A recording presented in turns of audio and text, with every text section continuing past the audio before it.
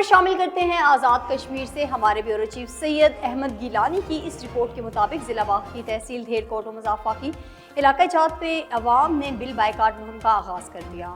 تحصیل head quarter سمیت دھیر کوٹ کے مختلف مقامات چمن کوٹ ہل بازار میں صارفین نے بطور احتجاج کروڑوں روپے مالیت کے بجلی بل اجتماعی طور پر چوکوں اور چوراہوں میں نظر آتش کیے اور اس بات سے اتفاق کیا کہ کوئی بھی شخص بجلی بل جمع نہیں کروائے گا۔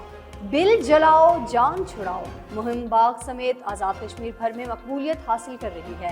مہنگائی کے ستائے ہوئے عوام احتجاجی مظاہروں جلسے جلوسوں کے ذریعے اپنا احتجاج ریکارڈ کروا رہے ہیں، جبکہ حکمران طبقہ اقتدار کے نشے میں گم عیاشیوں اور شے خرچیوں میں مصروف ہیں۔